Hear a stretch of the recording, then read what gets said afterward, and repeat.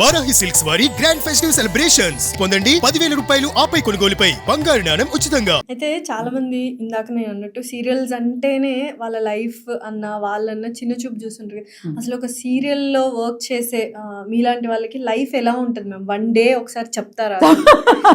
Morning ఒకప్పుడైతే 4K లేచేదాన్ని హీరోయిన్గా ఉన్నప్పుడు.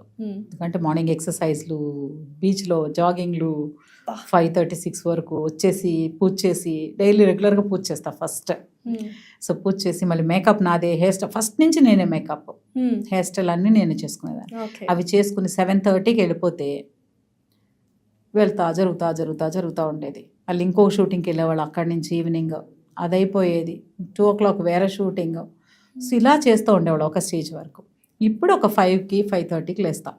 ఓకే, లేచి కొంచెం అలా రిలాక్స్ అయ్యి తర్వాత మొత్తం అంతా అయిపోయిన తర్వాత పూజ చేసుకొని మేకప్ అంతా అయిపోయి ఒక 8:30 అలా బయలుదేరుతాం. అయిపోయి ఇంకా వెళ్ళాక వాళ్ళు చెప్పే వరకు నేను రాను. ఊరికే చెప్తాము నేను 6 వరకు పని చేస్తానని. సీనియర్ వైపు మన సీనియారిటీ ఎందులో చూపించాలో అర్థం కాదు కదా నాకెందుకంటే 6 పిల్లలతో కొంచెం టైం స్పెండ్ చేయాలి కదా, ఆబ్వియస్లీ. దానికోసం టైమింగ్స్ మారాయి కదా సీరియల్. కానీ అలా అనిపిస్తుంది. కానీ ఎప్పుడు ఏదో ఒక సీన్ ఉంటుంది. నాకు సీన్ సగంలో నాకు వచ్చి నేను అడగను, మళ్ళీ వచ్చాను కదా మీరుగా బాయ్ చెప్పే వరకు నేను మాట్లాడుతూనే ఉంటాను మీతో. అంతే, అదంతే. కమిట్ అయిపోయాం కదా, ఇక్కడికి వచ్చేసేది నా చాయిస్ కాదు, రావడం వరకే నా పని, వచ్చాక మీ ఇష్టం. అంతే. మీరు ఒక అయిపోయింది మీరు బయలుదేరమనే వరకు నేను బయలుదేరను, అడగను ఎన్ని సీన్లు ఉన్నాయి ఎప్పుడైపోద్ది అని అడగను. సో వాళ్ళు పంపించినప్పుడు వెళ్తాను. ఓకే. సో చాలా హెక్టిక్ డే ఉంటుంది. మేకప్, హెయిర్ స్టైల్ అన్ని మొత్తం ఎప్పటికప్పుడు పర్ఫెక్ట్గా చూసుకోవాలి. అందరూ అడుగుతారు మీకు కోపం రాదా, స్ట్రెస్ అవ్వరా అని. అవ్వనని. ఎందుకు అవనంటే అన్ని ఇంట్లో తాళం పెట్టి వచ్చేస్తాయి కదా, ఇంట్లోకి వెళ్ళగానే మళ్ళీ లాక్ ఓపెన్ అయిపోతుంది. ఇక్కడ ఉంది అది అక్కడ ఉందేంటి, ఇది పడాలి అంతే. ఇక్కడ ఎందుకు పడేశారు, అది ఎందుకు పడేశారు, అక్కడ ఎందుకు ఉంది, ఇక అలా ఉంటది ఇంట్లో. బయట వెరీ కూల్. మన ప్లేస్ కాదు, మనకు అక్కడ ఎమోషన్స్ చూపించే ప్లేస్ కాదు కదా. సో చాలా మంది అనుంటారు ఈ మాట, సీరియల్స్ లో అందరికంటే హీరోయిన్ కంటే ఇప్పుడు హరిత గారికి రెమ్యూనరేషన్ ఎక్కువ అని. తమిళ్లో అయినా తెలుగులో అయినా అది వాస్తవమేనా? వాస్తవం. ఎందుకంటే పక్కాళ్ళ రెమ్యూనరేషన్ ఏంటని అడగలేదు ఎప్పుడు నేను. బట్ ఆ డిస్కషన్ చెప్తారు కదా, అలా వింటే మాత్రం హ్యాపీగా అనిపిస్తుంది. 30 సంవత్సరాల నుంచి ఇండస్ట్రీలో ఉన్నాము. అంతే కదా. ఒకళ్ళు చెప్తారు మామూలుగా అనుకుంటారు కదా. నేను ఇప్పుడు ఆర్టిస్ట్కి డిఫరెన్సెస్ రానివ్వను నేనున్న స్పాట్లో. ఎందుకంటే ఫైనల్గా మనమే ఇప్పుడు మన ఇద్దరం బాగుండాలి. ఒకవేళ ఎవరైనా అనుకున్నాం మగవాడు చూడు అమ్మనైతే పంపించేస్తారు 6కి అంటారు. పంపించరు, ఇన్ఫ్యాక్ట్ పంపించరు. కానీ అంటారు. నేను అలా మాట్లాడడానికన్నా నాకు it took 25 years for me to ask. నేను ఇన్ని సంవత్సరాల తర్వాత 6 గంటలకు వెళ్తాను అని అడిగే ధైర్యం వచ్చింది. వెళ్ళట్లేదు, 6 గంటల వరకే ఉంటాను. అప్పటికి చెప్తాను 3-4 months అయితే డే అండ్ నైట్ పనిచేస్తాను ఎపిసోడ్స్ వచ్చే వరకు. తర్వాత ఇంపార్టెంట్ సీన్స్, ఫంక్షన్స్ ఇవాళ మార్నింగ్ మొదలు పెడితే రేపు మార్నింగ్కి కంప్లీట్ అవుతాయి సెట్. నా ఒక్కదాన్ని ఇంపార్టెంట్ కాదు, వాళ్ళు ఎంత ఎఫర్ట్ పెడతారు, ఎంత ఖర్చు పెడతారు, ఎంత సెట్ వేస్తారు, ఇవన్నీ 2 రోజులు చేయాలంటే డబుల్ ఖర్చు. నేను ఇప్పుడు మన ఆర్టిస్టులు అడ్జస్ట్ అయిపోయాం అనుకున్న వాళ్ళు వర్క్ ప్రొడ్యూసర్ సేవ్ అయిపోతారు. లేదు మేము 6 గంటల మళ్ళీ నెక్స్ట్ డే పెట్టాల్సి వస్తుంది. అంత అవసరం ఉంది కదా. సో ఇప్పుడు వస్తున్న ఆర్టిస్టులు ఎవరైతే ఉన్నారో వాళ్ళు అర్థం చేసుకుంటున్నారా ఈ థింగ్స్ అన్ని? మీరు అంటే అప్పటి నుంచి చేస్తున్నారు కాబట్టి ఇంత లిస్ట్ చెప్తున్నారు, ఇంత అర్థం చేసుకుంటున్నారు. అండ్ సీనియర్స్ కి రెస్పెక్ట్ ఇవ్వడం కూడా ఒక వెరీ ఇంపార్టెంట్ థింగ్. ఈ ఆర్టిస్టులు ఇప్పుడిప్పుడే వస్తున్నారు, కొత్త ఆర్టిస్టులు అందరు కొత్త హీరోయిన్సే. కెనడా నుంచి వస్తున్నారు, తమిళ నుంచి వస్తున్నారు, మన వాళ్ళు అక్కడికి వెళ్తున్నారు. వీళ్ళు అర్థం చేసుకుంటున్నారా? కొంతమంది అర్థం చేసుకునే అవకాశం వాళ్ళకి లేదు అనుకుంటున్నాను నేను. It's my personal feeling. ఎందుకు లేదంటే వాళ్ళకున్న నాలెడ్జ్ వేరు, వాళ్ళు సెల్ఫ్ మేడ్. మనలాగా అమ్మ చెప్పిందనో ఇంకెవరు చెప్పిందనో యాక్చువల్లీ రాలేదు. వాళ్ళుగా డిసైడ్ చేసుకుని వాళ్ళ కోసం వాళ్ళే వస్తున్నారు, వాళ్ళ కోసం వాళ్ళే నిలబడుతున్నారు, వాళ్ళ కోసం వాళ్ళే ఫైట్ చేస్తారు. సో ఆ కాన్ఫిడెన్స్ చూస్తే నాకు ఆశ్చర్యం వేస్తుంది. అప్ప ఇలా 1% నేను ఉంటే ఈ పాటికి. సో వాళ్ళ ధైర్యానికి హ్యాట్స్ ఆఫ్. ఇంకా ఆ సిచ్యుయేషన్ అర్థం చేసుకునేది జనరేషన్కే లేదనుకుంటున్నాను. ఫ్యామిలీలోనే నాకు ఇది కావాలి అంటే అది కావాలని కూర్చునే పిల్లలు కూడా చాలా మంది ఉన్నారు. మనం ఎఫర్ట్ చేయగలమా, మన పేరెంట్స్ ఎఫర్ట్ చేయగలరా లేదా అని ఆలోచించే పిల్లలు కూడా లేరు. డెఫినెట్లీ. సో మనం ఎలా ఇంకా బయట ఎక్స్పెక్ట్ చేస్తాం? జనరేషన్ అని అందరూ అడ్జస్ట్ అవుతున్నారు కాబట్టి మనం కూడా జనరేషన్ ఇప్పుడు ఎన్ని సీరియల్స్ చేస్తున్నారు? అవును. అసలు ఆంధ్రాలో ఎన్ని రోజులు ఉంటున్నారు? హైదరాబాద్ లో ఎన్ని రోజులు నేనా ఉంటున్నారు? ప్రస్తుతానికి ఆంధ్రాలో 15 రోజులు ఉంటున్నా. తమిళ్ ఎందుకంటే మేజర్ వర్క్ నేను తమిళ్లోనే చేశాను. హీరోయిన్ గా సీరియల్స్ ఒక 80-90 సీరియల్స్ చేశాను అక్కడ. ఓకే. తర్వాత పెళ్ళయ్యి బాబు పుట్టాక షిఫ్ట్ అయ్యాం హైదరాబాద్కి. ఆ తర్వాత ఇక్కడ వర్క్ స్టార్ట్ చేశాను.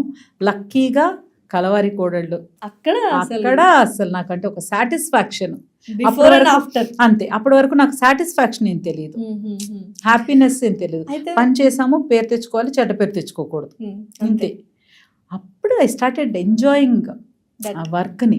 అప్పటిదాకా హీరోయిన్ గా చేసి సడన్ గా అత్త Sudden క్యారెక్టర్ గా. అంటే మధ్యలో ఇంకేం ఏమి చేయలేదు, చేయలేదు, వదిన గానీ ఇట్లా అస్సలు ఏం లేదు. ఏం లేదు. హీరోయిన్ టు హీరోయిన్ అయ్యి పాప ప్రెగ్నెంట్ గా ఉన్నప్పుడు డాన్స్ షో కూడా చేశాను నేను. 8th month వరకు 8th month వరకు 8th dance month show వరకు చేశారా? చేశాను. లాస్ట్ ఇంక ఫైనల్స్ వచ్చేసినాయి, టాప్ 5కి వచ్చాక ఇంకా రిస్క్. 9th month కదా, ఏమైనా పడినా ఫైనల్స్ అంటే ఇంకా కొంచెం విగ్రస్గా ఉంటుంది కదా, వద్దు అనుకుని చెప్పి క్విట్ అయిపోయి వచ్చేసాను. 9th month జస్ట్ వెళ్ళి పర్ఫామ్ చేశాను, సింపుల్ సాంగ్. సో అలా బ్రేక్ తీసుకున్నాను. పాప పుట్టాక ఒక 3 years కొంచెం అయినాక అత్త. ఇందులో ఫన్ పార్ట్ చెప్తాను నేను. సో నాకు జీ నుంచి ఆఫర్ వచ్చింది, అను మ్యామ్ చెప్పారు చేయాలి బాగుంటుంది అని. తర్వాత యాట సత్యనారాయణ గారు వచ్చారు. వచ్చి ఇలా అత్త క్యారెక్టర్, సరే ఏంటి క్యారెక్టర్ ఏంటి ఎక్స్ప్లెయిన్ చేస్తానన్నారు కదా, చెప్పండి సార్, మీరే మా హీరో అమ్మా అన్నారు. నా క్వశ్చన్కి ఇంకా నేను ఇప్పుడు చేయను, నేను ఇప్పుడు సన్నబడితే చెన్నై వెళ్తే మళ్ళీ నేను హీరోయిన్నే, ఇవన్నీ మాట్లాడుకుంటూ ఉన్నాను నేను పర్సనల్గా. మళ్ళీ సన్నబడి వెళ్తే నేను హీరోయిన్, ఎందుకంటే అప్పుడు ఏజ్ ఏం కాదు కదా. సో నేను మళ్ళీ హీరోయిన్ అనుకుంటా ఉన్నా. ఈయన వచ్చి మీరే మా హీరో అన్నారు. సార్ నాకు ఇంకేం మాట్లాడాలనిపించలేదు. అను మ్యామ్ చెప్పారు బాగుంటుంది ఎంట్రీ ఇవ్వండి అని, జాకీ గారితో చెప్పారు, మాట్లాడాను. ఈయన వచ్చి హీరో అన్నారు. ఇన్నాళ్ళు హీరోయిన్గానే చేశాను, హీరో అంటున్నారు, ఎలా ఉంటుంది? సో అంతే, ఇంకా నేనేం అడగలేదు. అలాగే స్పాట్ ముందు గెటప్ లుక్ టెస్ట్ చేస్తారు కదా, లుక్ టెస్ట్కి వెళ్ళాను. బట్ వెళ్ళిన తర్వాత గెటప్లన్నీ వేసుకున్నాను. బట్ నాకు చాలా గిల్టీగా ఫీల్ అయ్యాను తర్వాత. నా పక్కన ఒక ఫాదర్ క్యారెక్టర్ని తీసుకొచ్చాక ఫొటోస్ తీస్తున్నారు. ఫస్ట్ టైం చూశాను నేను. చూసి ఫొటోస్ అన్ని ఇచ్చేసాను, వెంటనే పక్కకు వచ్చాను. ఫొటోస్ తీసేసాను, ఏం మాట్లాడలేదు, ఫొటోస్ తీసుకుని పక్కకు వచ్చేసాను. ఫొటోస్ తీసి జాకీ గారికి ఫోన్ చేశాను. తర్వాత తీసుకొచ్చిన చలపతిరావు గారు వచ్చారు. అప్పుడు యాట సత్యనారాయణ గారు, చలపతి గారు, వీళ్ళందరూ గ్రూప్. సో వాళ్ళు కూడా కలిసి వచ్చారు.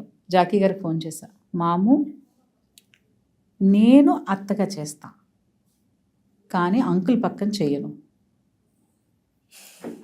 నాకు అర్థం, హీరోయిన్గా ఉండి ఒకేసారి అత్త కదా. సో నాకు బేసిక్గా కూడా ఇప్పటికీ నేను అంటాను, పేరు చూడడానికి బాగుండాలి. అవును డెఫినెట్లీ. ఈడు జోడు, అది 70 years కపుల్ అయినా సరే, 50 years కపుల్ అయినా సరే, 20 years కపుల్, ఈడు జోడు చూడడానికి బాగుంటేనే ఆడియన్స్ కూర్చుంటారు.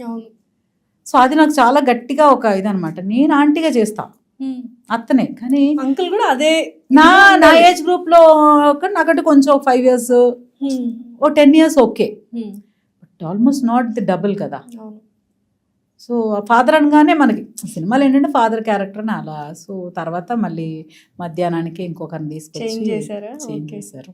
అది ఒక మనిషిగా తప్పై ఉండొచ్చు, కానీ ఒక యాక్ట్రెస్ గా, ఒక పర్ఫార్మర్ గా నాకు అది రైట్. నా కంఫర్ట్ కదా, నా ప్రెజెంటేషన్. ఇప్పుడు పక్కన వాళ్ళ, ఇప్పుడు జాకీ గారు బట్టే కదా నాకు విలువ, అంతే. సో ఆయన బట్టి నాకు విలువ.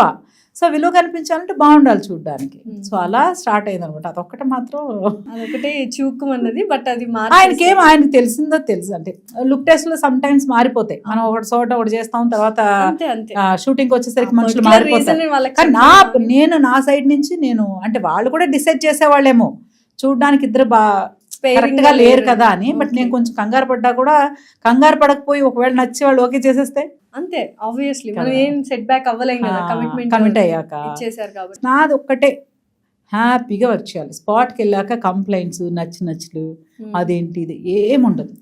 ఏదున్నా ముందే అడుగుతాను, నాకు ఇలాగా అలాగా అయిపోయింది. స్పాట్లో నేను అడిగింది రాకపోయినా సరే నేనేం మాట్లాడను.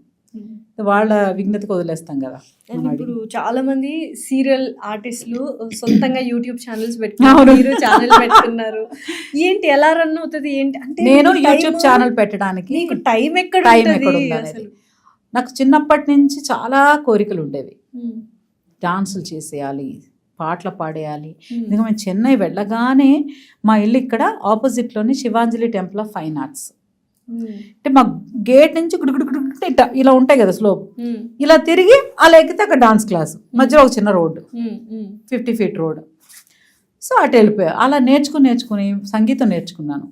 ఇంకా కొంతకాలం నేర్చుకుని ఉంటే నాకు సర్టిఫికెట్ వచ్చేదేమో నా ఫీలింగ్. అంటే ప్రాక్టీస్ చేసేదాన్ని కదా. ఉమ్, భరతనాట్యం నేర్చుకున్నాను, కూచిపూడి నేర్చుకున్నాను, కళాల. ఇప్పుడు యాక్టర్ అవగానే కొన్ని బేసిక్స్ ఉండేవి, ఉమ్, ఇప్పుడు ఉన్నాయో లేవో నాకు తెలియదు. కానీ ఫస్ట్ డాన్స్ క్లాస్లో జాయిన్ చేసేస్తారు. ఉమ్, పొద్దున్న లేచి ఎక్సర్సైజులు చేయాలి.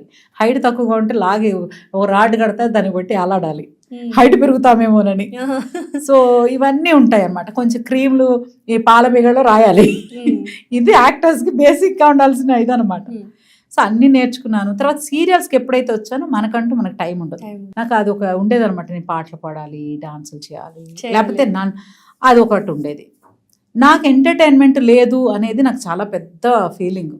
ఉమ్. అదర్ దాన్ యాక్టింగ్ అనేది ఎంటర్టైన్మెంట్ కాదు నాకు, మీకు ఇది ప్రొఫెషన్. ప్రొఫెషన్. సో నేను ఎంజాయ్ చేయడానికి, నన్ను నేనుగా చూసుకోవడానికి, నన్ను నేను ప్రజెంట్ చేసుకోవడానికి ప్లేస్ లేదు.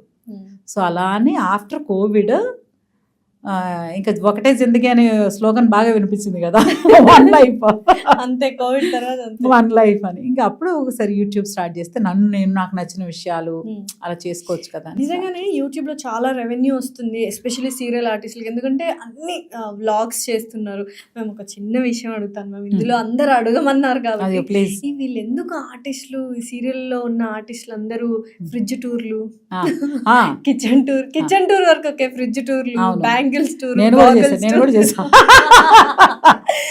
ఎందుకు మ్యామ్? అంటే that is your bread earning అని కాదు, వ్యూస్, ఇప్పుడు రెవెన్యూ కోసం కాదు. మీకు విషయం చెప్తాను. ఈ ఫీలింగ్, ఈ డైలాగ్కి నాకు చిన్నప్పటి నుంచి ఒక థాట్ ఉంటుంది. మన చుట్టాలు వస్తారు, రండి మా ఇల్లు చూద్దరుగాని అంటారు. మీకు ఆ ఎక్స్పీరియన్స్ అవ్వలేదా? అవును. మీరు ఊరు వెళ్తారు అనుకోండి, మీరు ఆవిడని చూసేశారు కదా, ఆ ఫ్యామిలీని మీరు బయట ఎక్కడో కలిసారు కదా, మరి ఇంటికి ఎందుకు వెళ్ళాలి? ఇంటికి వెళ్తాము, హాల్లో కూర్చోబెట్టి వదిలేస్తారా? లేదు.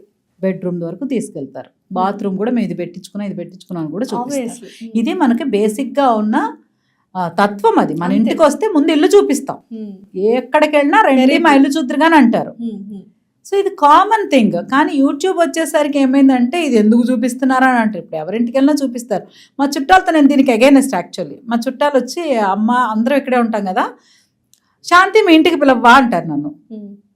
అమ్మ దగ్గరికి వస్తారనుకో, నేను వెళ్ళి చూసేస్తాను కదా వాళ్ళందరినీ. మా ఆయన చూస్తారా, పిల్లలు, అది పోతుంది. మీ ఇంటికి పిలవ అంట. ఇంటికి మనం చూడడానికే కదా వచ్చాం, ఇల్లు చూడడానికి కాదు కదా అంటాను నేను. అంతే. ఇల్లు చూడడం ఎందుకు?